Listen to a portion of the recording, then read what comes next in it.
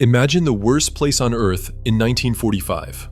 Black volcanic sand so hot it melts the soles off your boots, air thick with sulfur and burning flesh. The ground shakes every 10 seconds from naval guns the size of trains, dead bodies stacked like cordwood. And somewhere in the middle of this hell, a single American machine gun jams. 31 Japanese soldiers see it happen. They scream, "Banzai," and charge with fixed bayonets, eyes wild, mouths foaming, ready to die and take you with them. You have 9 seconds. Most men would freeze.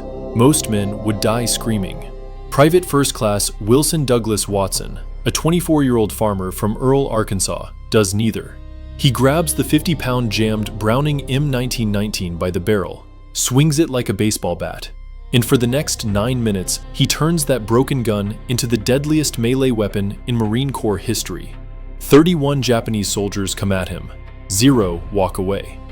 This is not a movie. This is not Hollywood exaggeration.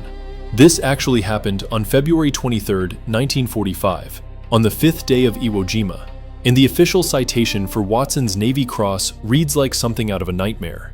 My name is Daniel, and for the next 10 minutes, I'm going to tell you the full, unfiltered, minute-by-minute story of the quietest, deadliest, most forgotten madman the United States Marine Corps ever produced. If you think you've heard every insane Pacific War story, you haven't heard this one. And once you do, you will never forget it. So lock the door, turn off the lights, and don't blink, because what you're about to hear is real.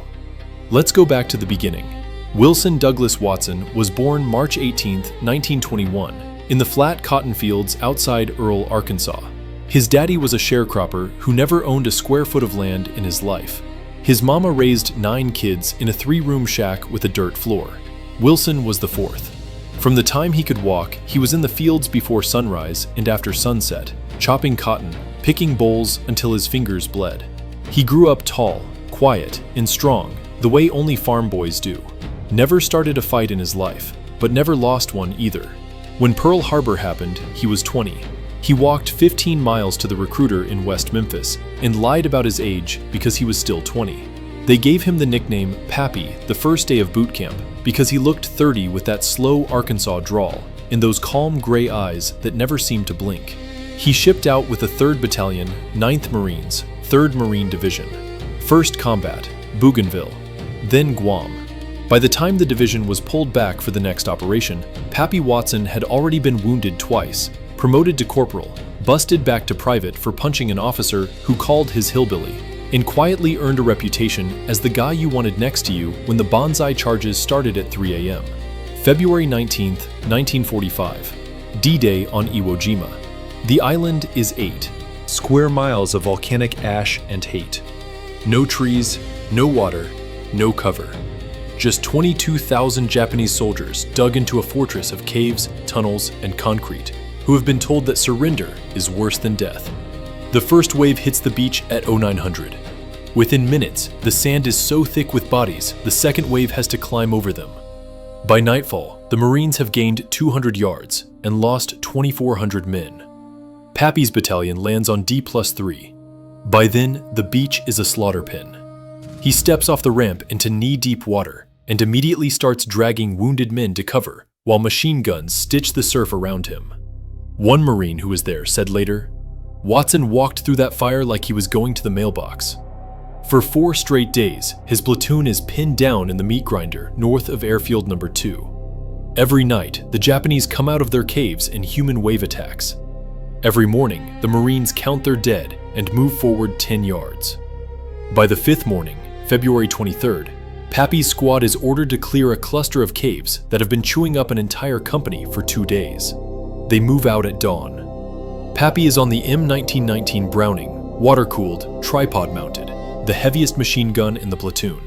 50 pounds of steel and hate. His assistant gunner is a kid from Chicago who keeps humming Sinatra songs to stay calm. They reach the mouth of the cave complex at 0745.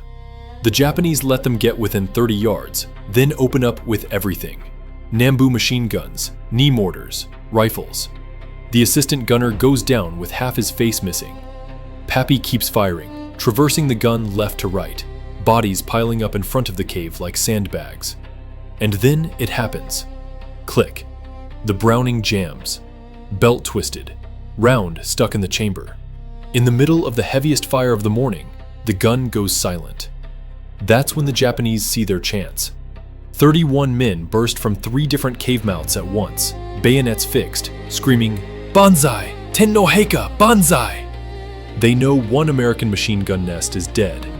They know if they reach it, they can roll up the entire flank. 50 yards, 40, 30. Pappy doesn't run. He doesn't scream for help.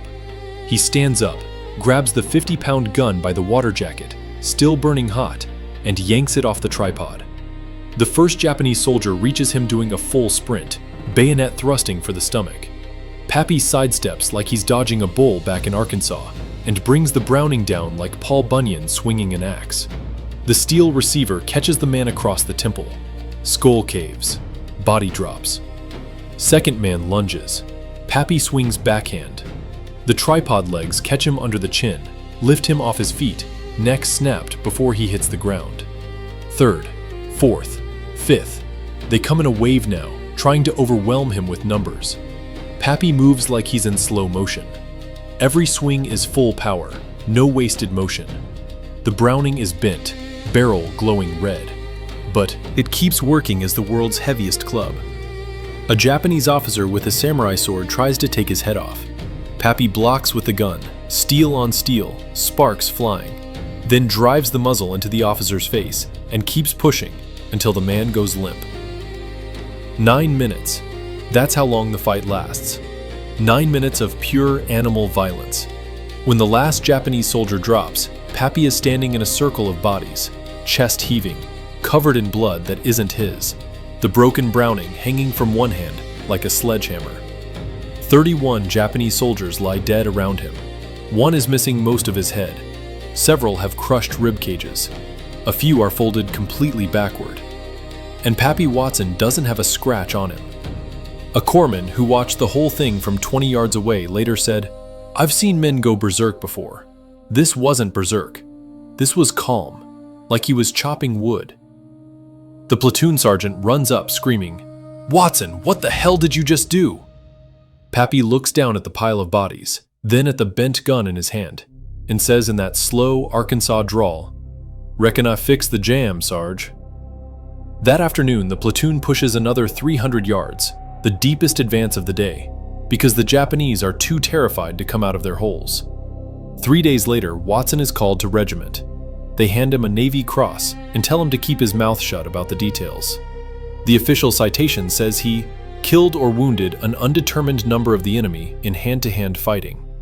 The real number, 31 confirmed dead, never makes it into print. Why? Because the Marine Corps brass is terrified of the truth. They're already fighting newspaper stories about Marine brutality and atrocities. The last thing they need is a headline that reads, "U.S. Marine beats 31 men to death like animals." So they bury it.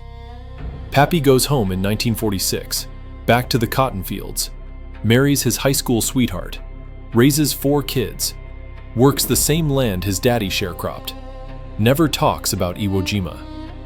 When his sons ask about the Navy Cross on the mantle, he just says, "Had a bad day at work one time." He dies in 1994 at the age of 73.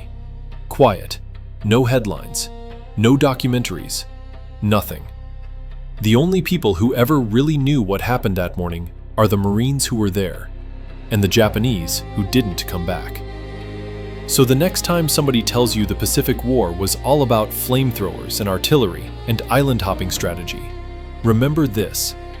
Sometimes it came down to one quiet farmer from Arkansas, a broken machine gun, and 9 minutes of pure, unfiltered hell. 31 came at him. 0 walked away. And the Marine Corps spent 80 years pretending it was just another day on Iwo Jima. This was Wilson Douglas Watson. They called him Pappy. We should have called him Legend.